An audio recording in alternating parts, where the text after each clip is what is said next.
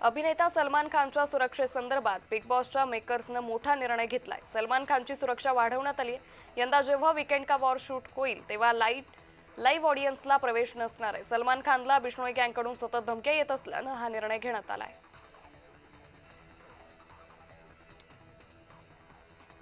दबंग चित्रपटात मलायका अरोराला मुन्नी बदनाम हुई हे आयटम सॉन्ग करण्यात अरबाज खान आणि सलमानचा विरोध होता, असा खुलासा डायरेक्टर अभिनव कश्यप यांनी केलाय.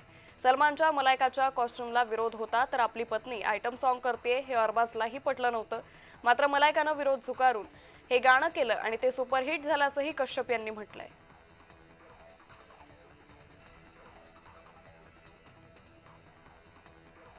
अभिनेत्री ऐश्वर्या राय बच्चननं दिल्ली हायकोर्टात याचिका दाखल केली आहे. एआयद्वारे आक्षेपार्ह पोस्ट फोटो तयार करून त्यांचा उपयोग व्यावसायिक पद्धतीनं केला जातोय.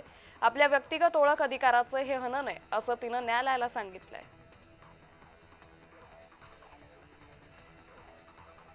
सय्यारा चित्रपटाची क्रेज अजूनही प्रेक्षकांमध्ये. 12 सप्टेंबरला हा चित्रपट ओटीटीवर रिलीज होण्याची शक्यता आहे. मात्र त्यापूर्वी चित्रपटाचे काही डिलीट सीन व्हायरल झालेत. ओटीटीवर रिलीज होताना डिलीट सीन असणार का, यात प्रेक्षकांमध्ये उत्सुकता आहे.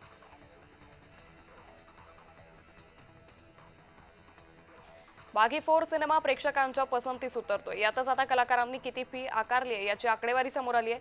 लीड हिरो टायगर श्रॉफनं 20 कोटी तर विलन संजय दत्तनं 5 कोटी आकारलेत. तर हिरोईन हरनाथ संधू, सोनम बाजवानं प्रत्येकी 1 कोटी आकारलेत.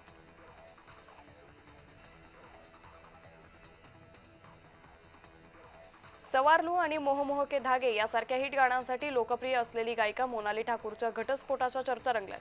2017 मध्ये मोनाली ठाकूर आणि माईकचं लग्न झालं होतं. नुकतंच तिनं द रिझन नावाची इंस्टाग्राम स्टोरी शेअर केली आहे. या व्हिडिओमध्ये भावनिक आणि शारीरिक अत्याचाराचे दृश्य असल्यानं घटस्फोटाच्या चर्चा रंगल्या.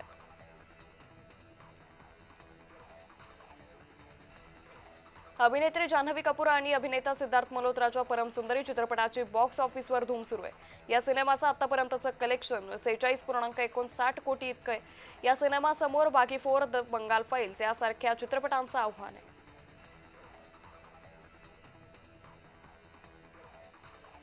सन ऑफ सरदार या चित्रपटाच्या दुसऱ्या भागात अभिनेत्री सोनाक्षी सिन्हाच्या जागी मृणाल ठाकूरला घेण्यात आलं होतं. यावर सोनाक्षीनं तिचं मत मांडलंय. आपल्याला प्रॅक्टिकल व्हावं लागतं. प्रत्येक चित्रपट हा वेगळा प्रोजेक्ट असतो, त्यामुळे मला वाईट वाटलं नसल्याचं तिनं स्पष्ट केलंय.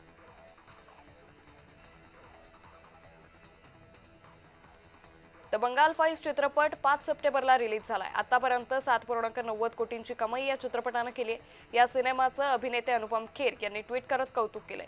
चित्रपट शॉकिंग, दुःखी करतो. चित्रपटगृहात सिनेमा पाहताना प्रेक्षक रडू लागतात, असंही खेर म्हणाले.